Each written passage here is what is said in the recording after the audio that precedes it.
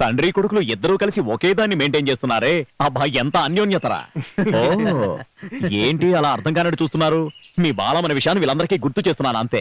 ఆపరా, మర్యాదగా వచ్చిన విషయం ఏమిటో చెప్పి వెళ్ళు. ఓ చెప్పాల్సిన విషయాన్ని చెప్పేస్తే అయిపోతుంది కాబు. కానివ్వండి. మా నాన్నగారిని చంపడానికి ఒక పథకం ప్రకారం ఏనుగుని రెచ్చగొట్టి వదిలింది ఎవరనేది నాకు ఇప్పుడే ఇక్కడే తెలియాలి. నేనే చేయించా. మా దేవాతో పెట్టుకుంటే మీ అందరి అంతు చూస్తాం. ఆగు.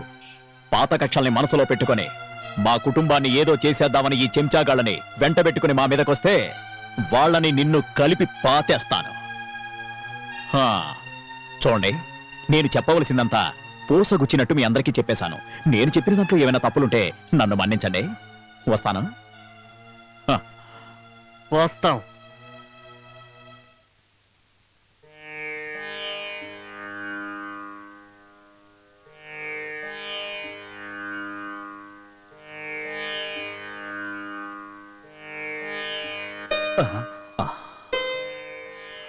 ఎవరది?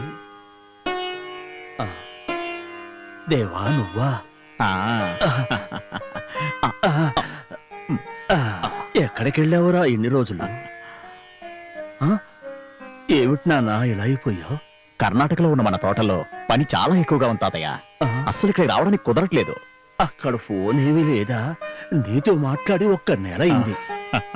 నేను ప్రతిరోజు నిన్ను గుర్తు చేసుకుంటూనే ఉంటాను. నువ్వేంట్రా మర్చిపోయావు? తాతయ్య, నేను అన్ని పనులని అక్కడ బాధ్యతగా చూసుకుంటాననే కదా